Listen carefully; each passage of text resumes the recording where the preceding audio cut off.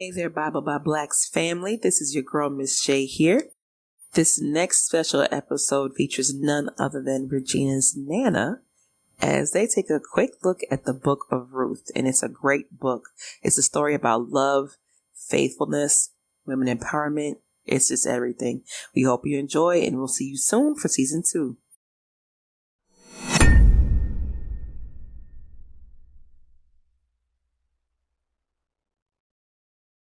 Hello, everyone. Today we are rolling into our next book, which is the Book of Ruth, and I have a special guest with me today. I have my Nana. I know you guys heard me talk about her plenty of times on the podcast. This is my Nana, my dad's mother, the one that, I always talk about her Catholic Bible. And she's told me, you guys, that I can have the Catholic Bible. So to get it from her one day, just so I can give you guys a little bit of insight of some of the things that I learned when I was younger. But yes, Nana, say hello. Hello, everybody. Hi.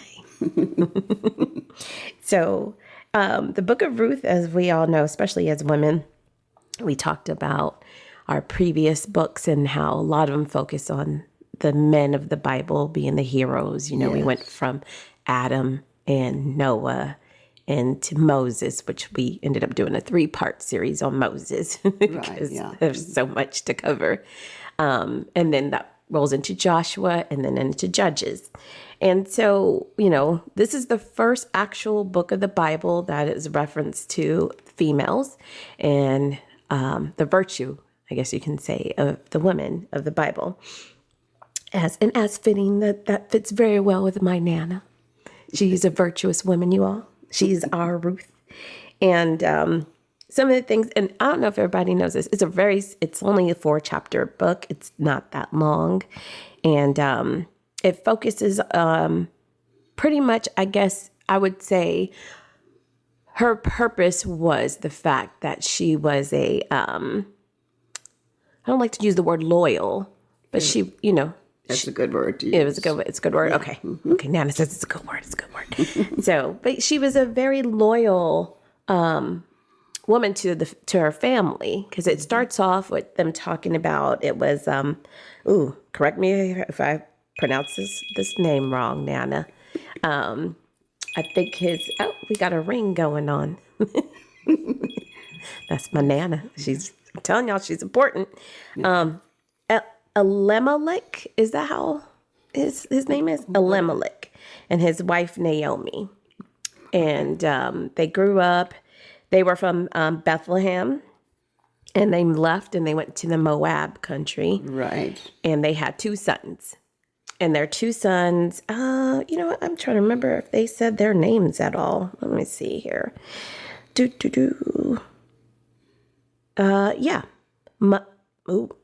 Mahlon, Mahlon, and then Chilion. Yeah, I think it was Mahlon. Mahlon, okay. Mm-hmm. So Mahlon and Chilion, those are the 2 sons of Naomi and Elimelech. Oof, these names. That's a hard one to do, isn't it? It is. We talked about that earlier, about how difficult these names can be. Yeah. But yeah, so they went into Moab. Their sons took 2 Moab wives. Oprah. I didn't know about Oprah. Was in the Bible. Mm-hmm. Yeah, she is. Yeah, so she was one of the wives, mm-hmm. And then Ruth was the other one. Unfortunately, time passed by. Elimelech passed on. The 2 sons passed on. It doesn't really say why, like if it was just age or war or anything that happened. They did not. Mm-mm. And so they... Go ahead. Yeah, but they did pass on very young, it seems. Yeah, especially if it just goes right into them having wives and then it passed on. And something interesting that said that they left Bethlehem to go to Moab because I guess there was like a famine on the land. It doesn't really go into if there was a famine because of what had happened in the Book of Judges, because they were failing to judge rightfully among the people. But there was a famine. That's why they left. And news comes to Naomi after some time saying, oh, the land is rich. So let's, she decides to travel back home to Bethlehem. And she tells the two daughter-in-laws to go back to their own mother's house. There's nothing for them. For them. Yeah. Sure. And they both stick with her on the journey. And then after some time, Oprah decides, I am going to go return home to my family. But Ruth, as we said, was very loyal. Very loyal. And she decided to stay and follow her. So it goes into them going back. So I wonder if it seems to me when they start going into more of the story that there was some land that Elimelech and his family, his lineage owned back in Bethlehem.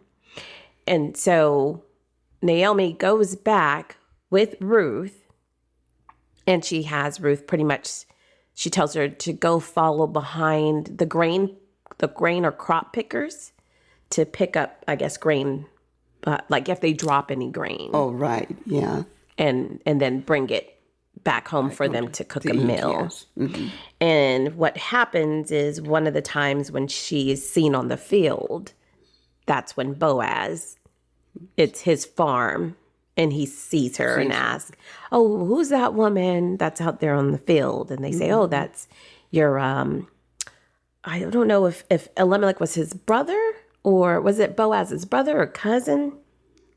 I'm not sure about that. Yeah. But they tell him, oh, that's, your relative's wife's daughter-in-law.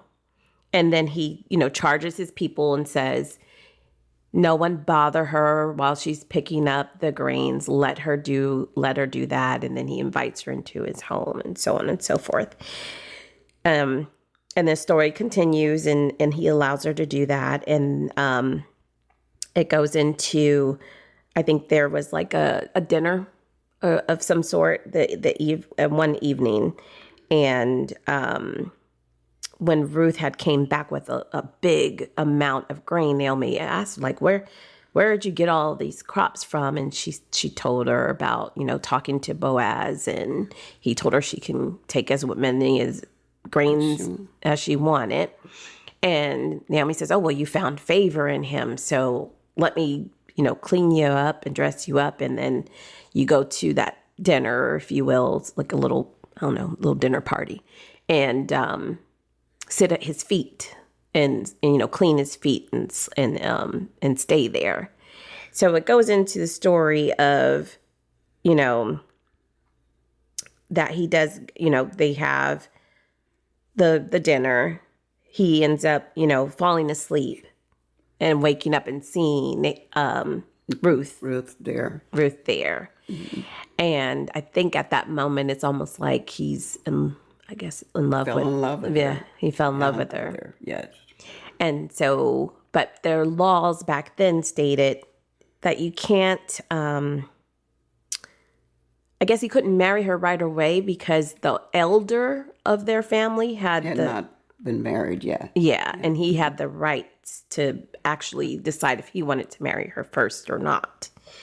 And so it goes into saying that, let me see. I'm trying to find that first because I can't remember the gentleman's name. The elder. Let's see here. I'm in book 3. This is where she was on the floor. It says, So this is the dinner that I was talking about, where it says, Naomi, her mother-in-law, said to her daughter, I may need seek some security for you, that it may be well with you. Now here is our kinsman Boaz, with whose young woman you have been working. See, he is winnowing barley tonight at the threshing floor. Now wash and anoint yourself, and put on your best clothes, and go down to the threshing floor. Don't make yourself known to the man until he has finished eating and drinking. And when he lies down, observe the place where he lies, and go uncover his feet and lie down. And he will tell you what to do. And that's when she went and did all of what Naomi instructed her to do. And then he wakes up. He sees her laying down. He says, let's see, it was man's journal. He said, he woke up and saw her lying there. He said, oh, who are you? She said, it's you, Ruth, your servant. Spread your cloak over your servant, for you are my next of kin. And he said, may you be blessed by the Lord, my daughter. This last instance of your loyalty is better than the first. You have not gone after young men, whether poor or rich. And now, my daughter, do not be afraid. I will do for you all that you ask, for all the assembly of my people know that you are a worthy woman. But now, though it is true that I am near kinsman, there is another kinsman more closely related than I. Remain this night and this morning. If he will act as the next of kin for you, good, let him do it. If he's not willing to be the next of kin, then as the Lord lives, I will be next of kin. In other words, if he doesn't marry you, I will marry you, is what he's pretty much saying to Ruth. And so she lay at his feet. The next morning, she got up, she went back home, and she told Naomi what happened. And then in the last chapter, that's when they, the assembly of the kin gathered together. And he said, Naomi, who has come back from the country of Moab, is selling the parcel of land that belonged to our kinsman Elimelech. So I thought I would tell you of it and say, but in the presence of those sitting here and in the presence of my elders and my people, if you will redeem it, redeem it. But if you will not, tell me, so that I may know, for there is no one prior to redeem it, and I come after you. So he said, I will redeem it. This is what the other kinsman said. And Boaz told him and said, okay, well, the day that you acquire the field from the hand of Naomi, you also have to acquire Ruth. And that the Moab, which is the widow of the dead man, and you have to maintain also the dead man's inheritance. And then that's when the other kinsman said, oh, well, I cannot redeem it for myself without damaging my own inheritance. So then you can take the right of redemption for yourself, for I cannot redeem it. And so that's how basically Boaz was able to, redeem that land and inherit and take that inheritance and move forward and marry Ruth. And it says, may the Lord make the woman who is coming into your house like Rachel and Leah. And Rachel and Leah were the wives of Joseph, right? Yes. Yeah, Joseph's wives. Because Joseph, was it Joseph or Jacob? Sorry. Jacob's wives. Because Leah, he wanted Rachel, but the father gave him Leah first because she's the oldest. Mm-hmm. And I just realized, wasn't one of your sister's names Leah? No, my granddaughter. Well, yeah, Leah. I know my cousin is Leah, but I thought one of your sisters was named Leah. No. Which one starts with an L? Is it? Laura. Okay. I'm sorry, y'all. I was thinking of Laura.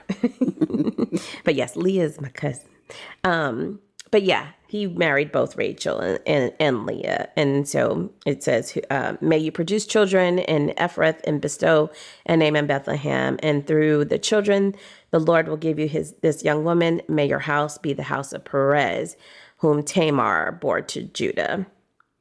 And so the reason why the book of Ruth is so important in her marriage to Boaz is because their lineage actually comes down to David, because they're called the descendants of Perez. So Perez was the father of Hezron. Hezron was the father of Ram. Ram was the father of I don't know. I can't mess this up, Nana. Amminadab. Amminadab.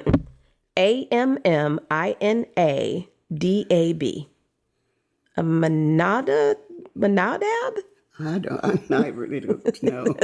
These names are so hard, aren't they? They are hard. Yeah. But he is the father of Nahshon. Nahshon is the father of Salmon. Salmon is the father of Boaz. Mm-hmm. Boaz is the father of Obed.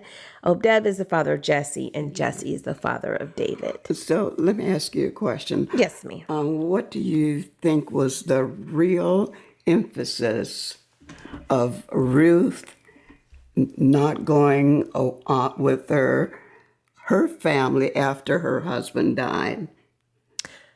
What do I think the emphasis was? I think to me, it's twofold, because from the previous stories we were reading about the Moabs, that was a country that did not believe in, as they called him back then, the Hebrew God, right? And the God of Jerusalem. And so we saw that there was plenty of orders from the Lord with the priests and the Levites saying they are no longer not to intermingle with the Philistines or the Moabs and not to take a wife from that country.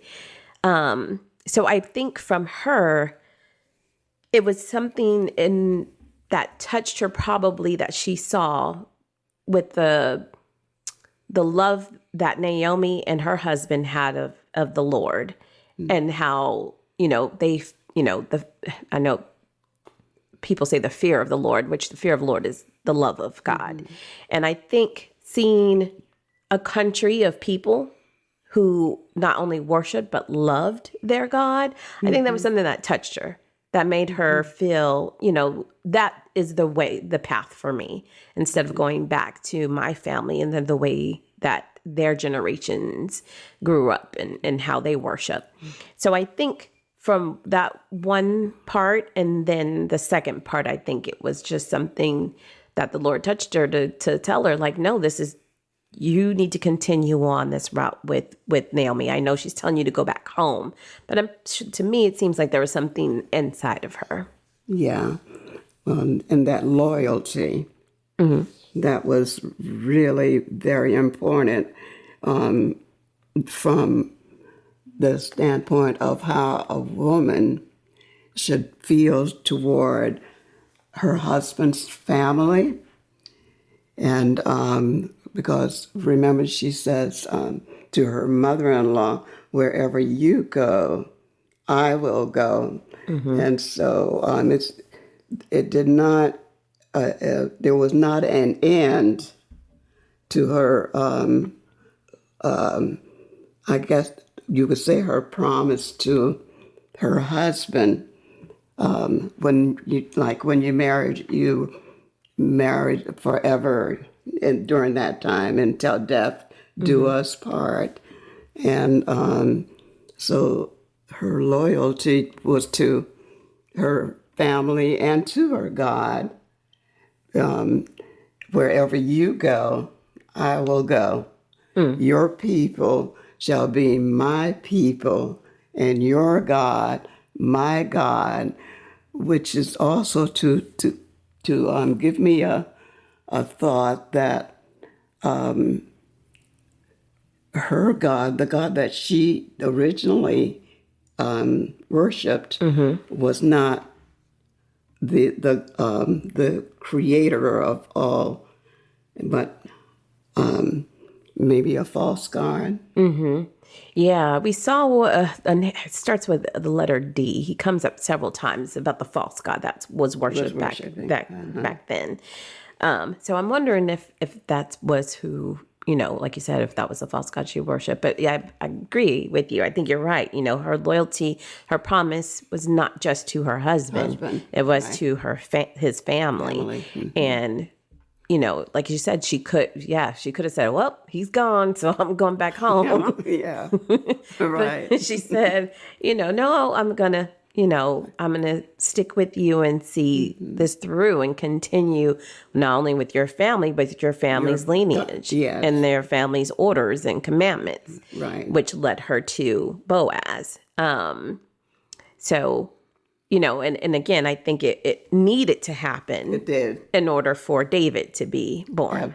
Absolutely. So without Ruth meeting Boaz, I know people will be like, well, because back then it was, like you said, a lot of women were, there was no remarrying really back then. If your husband died, you stayed with the family, but they really didn't do a lot of, or they didn't talk about a woman being able to remarry back then. So it was, it's nice. She wasn't shamed and she wasn't shunned. She wasn't forbidden and had to wear, nowadays they show in movies where the women have to wear black all the rest of their life to as a symbol of, oh, well, she's a widow. And so she can't be remarried and can't be touched ever again. I think it's important to know that, yes, even though she was a widow, she was still anointed and blessed to continue and actually be remarried. And through, if it wasn't for that union, we would have no David, and we would have no Lord Jesus Christ, because that all comes through that line. Right. You're right. So I think the story of Ruth definitely touches a lot on loyalty, but it also touches a lot on everything happens for a reason. That's true. Because, she could have been like Oprah, and she could have just said, you know what, woe is me. I lost my husband. I don't know what I'm going to do. I'm just going to go back home to my mom and daddy. Yeah. Because some people do that. But she stuck through it, and she stuck with it. And again, that was for a reason. She may have not known the reason. Naomi, I don't think she knew the reason. I don't think either. It doesn't say like an angel of the Lord came to her and told her anything. Right. I know we didn't really cover this, but it did touch in the story of Naomi's portion, where it was saying she kept telling the townspeople, "Woe is like my husband's gone, my 2 sons are gone. There's nothing for." That's what one of the things she kept telling Oprah and Ruth. There's nothing left for me. So you guys might as well leave. Yeah. Woe is me. I have nothing left to give. My life is over. And so I honestly am thankful for Ruth, because I'm pretty sure Ruth's ambition and loyalty kind of helped push and give Naomi some strength as well for her family. Because otherwise, it seems to me like Naomi would have just withered in the corner. And I think it was really something that was ordained even before she was born. Mm-hmm. Yeah. And so, but yeah, everything happens for a reason. I think that's what people need to remember. You can't, especially in this world today, a lot of people wallow and self-pity and woe is me, and I don't know what's going to happen. But as we all know, no one knows what's going to happen. No, absolutely. It's all the Lord's plan. So it's all about following your heart to what your spirit moves you to do. That's true. Because if it wasn't, because she still could have also turned Boaz down. But we don't know what he looked like. What if he was ugly? And she was like, I'm not marrying him. Right. But, she saw it through. And I think also something I think in the Lord had to touch Boaz as well. Because he could have been stern, right? He could have been like, who's this woman picking up free grains off my crop? Like, that's my land. And she's not, somebody, he could have somebody run her off. That's true. And been like, no. But there was something, I think, that, the Lord put in him to find that, what's the word? He was supposed to do that. Yeah. Yeah. The Lord had put it in him to do that. Mm-hmm. Not to, I don't want to use the word pity, but I think he found favor in her. And I think he saw favor in her and, and just was like, oh, well, let me treat her with some, respect. And she's loyal to my family. Let me be loyal to hers. And so I think, part of him also being that kind man, you know what I mean, opened her up to see who he was inside, and that probably also is a reflection of, like we were saying, they're people, that they are strong in their faith and they're loyal to God. And maybe that was something else that she saw, like the strength and the loyalty and the kindness, because you can have people who can be strong and loyal to God, but they can be jerks. You don't know. That's true. So, but yeah, what if you could summarize the Book of Ruth? What would you summarize it as? I think I would summarize that she was a person who was born to behave in the way that she did, and that God put all the things in motion from the very beginning of her life to the very time that she lost her husband, and for her to move into the direction that she did. Well, amen to that. Yeah. Because like you said, if she hadn't, there would be no Jesus. That's true. We would never had him. He could have went all the way left. Yeah. Or, you know, I really can't say that there will probably be no Jesus, because Jesus was planned to be from the very beginning. And if it was not her, it would have been someone else. Yeah. God would have found a way. He would have found a way. Yeah. Regardless. And, like, hey, if you don't want to listen, then it's fine. I'll find somebody else. I'll get somebody else. Yeah. I mean, we saw that in the book of, the first book in Exodus, when he was charging Moses. Moses was like, oh, no, I don't want to do it. Right. And at one point, we read and saw that he was like, listen, if you don't do it, I'm going to find someone else to do it. Yeah. And I'm kind of, we saw that, God was going to try to kill him along the way. But yeah, whatever God has planned for mankind, for the world, for everything, is going to happen. And whether you do it or not. Right. Yeah. Yeah. So, yeah. Again, God will find a way. He'll find a way. Yeah. There was this old song that my mother used to sing, that the Lord will make a way somehow. So no matter what, no matter which way things might turn, he's got a way. That's true. That's true. Because, again, if he could give us the miracle of Jesus through a Virgin of Mary, he could have, even if Ruth didn't get with Boaz, he probably could have been like, you know what, we still going to let me just bless you with the baby. Sure. You never know. But you never know. Again, it keeps coming up. We see it time and time again in the Bible about the Israelites, which come from Father Abraham, about them being strong in their faith. Yes. And being loyal to the Lord. You still had some knuckleheads when Moses, when they left, and some of those people got a little rowdy and got disrespectful, but the majority of the people still do stay loyal to the Lord, and they are very, very strong in their faith. So it comes up over and over again, which keeps, like you said, kind of keeps the path of what the Lord hasn't planned out, because if it wasn't for Abraham trusting in his word when it came to his son Isaac, and then Isaac trusting in the Lord when he, left home, and then having Jacob, and then Joseph, which leads to, his lineage, which, ends up giving us the 12 tribes, and then the 12 tribes being, working together and conquering the land. We wouldn't have gotten even here to the Book of Ruth. That's true. So, that's true. But yeah. I agree. I agree with all of that. But yeah, so again, this was a little bonus for you guys to actually get to talk to my Nana and get to hear, because y'all thought she was made up, but she's real. And it's my pleasure to do this with you. Oh, it's my pleasure. I don't know how many people get to do a podcast and feature their Nana, but I did.